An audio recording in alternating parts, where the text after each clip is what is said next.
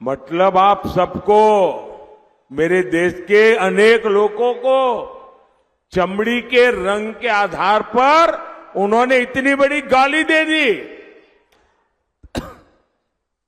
तब जाकर के मुझे समझ आया कि चमड़ी का रंग देख करके उन्होंने मान लिया कि द्रौपदी मुर्मू भी अफ्रीकन है और इसलिए उनकी चमड़ी का रंग काला है तो उनको हराना चाहिए। ये सोच आज पहली बार मुझे तो पता चला कि ये दिमाग कहां काम कर रहा है इनका, ये देश को कहां ले जाएंगे। अरे चमड़ी का रंग कोई भी हो, हम तो श्री कृष्ण की पूजा करने वाले लोग हैं, जिसकी चमड़ी का रंग यहां हम सब जैसा रंग था। మిత్రులారా, నేను చాలా ఆలోచించాను. ద్రౌపది ముర్ము గారిని ఇంత సుప్రతిష్ఠితమైనటువంటి ఆదివాసీ సముదాయానికి చెందినటువంటి ద్రౌపది ముర్ము గారిని కాంగ్రెస్ పార్టీ ఇంత తీవ్రంగా ఎందుకు వ్యతిరేకించింది? మొత్తము ఆదివాసీ సముదాయపు వ్యతిరేకత వచ్చినా కూడా లెక్క చేయకుండా ఆమెను ఎందుకు వ్యతిరేకించింది అన్నది ఎంత ఆలోచించినా అర్థం కాలేదు. చివరికి నాకు ఇప్పుడు అర్థమవుతున్నది ఏమిటంటే, ద్రౌపది ముర్ము గారి చర్మపు రంగు నలుపు. ఇక్కడ ఉన్నటువంటి రాజకుమారుడికి అమెరికాలో ఒక ఫ్రెండ్, ఫిలాసఫరు, గైడ్ అంటే మిత్రుడు, సఖుడు, మార్గదర్శి ఉన్నారు. ఆయన ఈ అంకుల్ ఎవరైతే అమెరికాలో ఉన్నారో ఆయన ఈ మధ్య ఒక మాట చెప్పారు. చర్మము రంగు నల్లగా ఉన్న వాళ్ళందరూ ఆఫ్రికన్లు అని చెప్పారు. మీరంతా మీ చర్మము రంగు నల్లగా ఉంది అంటే మిమ్మల్ని అందరినీ కూడాను ఒక పెద్ద తిట్టినట్టుగా, చాలా అవమానకరంగా మాట్లాడినట్టుగా మీరు భావించాలి. నాకు అర్థమైందప్పుడు చర్మము రంగుని బట్టి ద్రౌపది ముర్ము గారిని కూడా ఆఫ్రికన్ అని ఆయన భావించారు. అందుకే ఓడించాలని చెప్పి ఆయన బోధించారు. మెదడు ఎక్కడిది, ఆలోచన ఎక్కడిది అన్నది మనం అర్థం చేసుకోవాలి. చర్మపు రంగు నల్లగా ఈ దేశంలో చాలా మందికి ఉంటుంది. భగవాన్ శ్రీకృష్ణుడి చర్మపు రంగు కూడా నీలం రంగులో, నల్ల రంగులో, మనందరి రంగులో ఉంటుందని గమనించాలి. साथियों, मैं एक गंभीर सवाल आज आपको पूछना चाहता हूं. मैं पहले चाहूंगा कि तेलुगु में उसका अनुवाद हो ताकि मेरा सवाल मैं सही तरीके से आपको पूछ सकूं.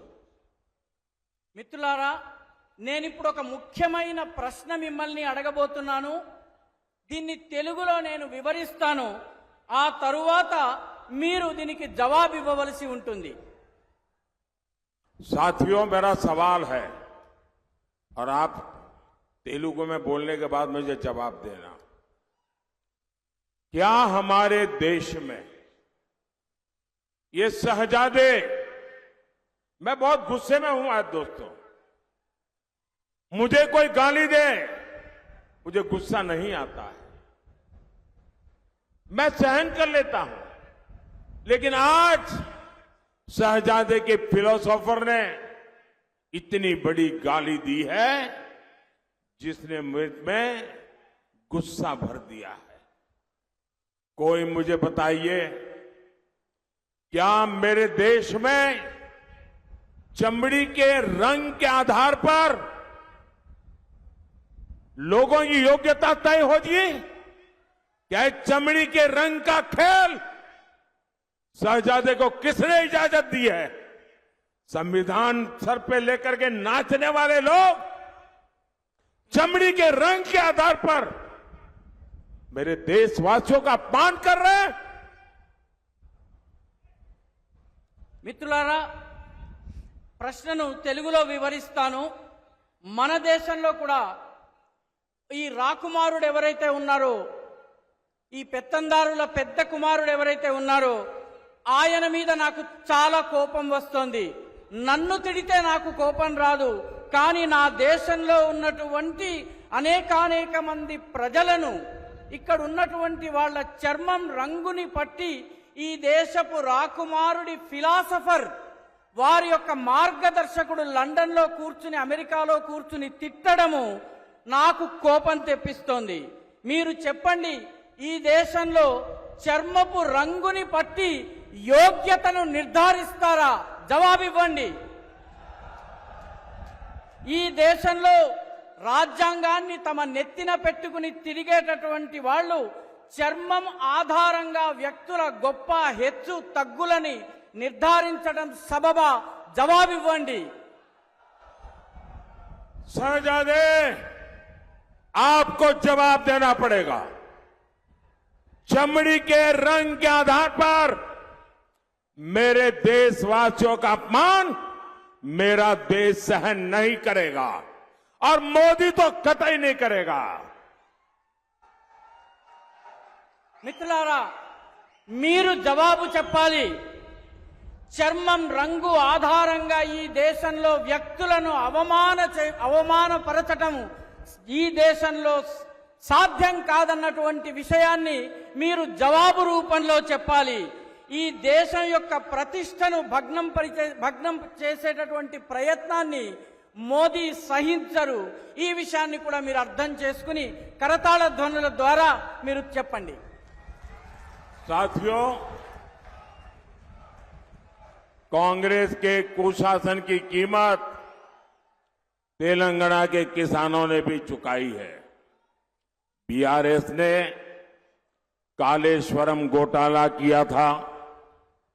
कांग्रेस बीआरएस को बचाने में लगी है। कालेश्वरम प्रोजेक्ट पर इसका लूट का नुकसान हमारे किसानों को हो रहा है। మిత్రులారా, కాంగ్రెస్ ప్రభుత్వం యొక్క దుశ్శాసన పర్వం యొక్క ఖరీదు మూల్యాన్ని తెలంగాణ యొక్క రైతులు చెల్లించాల్సి వస్తోంది. బీఆర్ఎస్ ప్రభుత్వము కాళేశ్వరం స్కామ్ కి పాల్పడింది. కాంగ్రెస్ ప్రభుత్వము బీఆర్ఎస్ ని కాపాడేందుకు ప్రయత్నిస్తోంది. కాళేశ్వరం ప్రాజెక్టు పేరిట జరిగినటువంటి లూటీ యొక్క నష్టాన్ని రైతులు భరించాల్సి వస్తోంది. साथियों, बीजेपी के लिए किसान हमारी टॉप प्रायोरिटी है, पहली प्राथमिकता है। हमने टर्मरिक किसानों के लिए टर्मरिक बोर्ड बनाया। हमने पैडी और कॉटन की रिकॉर्ड खरीद की। आज तेलंगाना के करीब 40 लाख किसानों को किसान सम्मान निधि मिल रही है।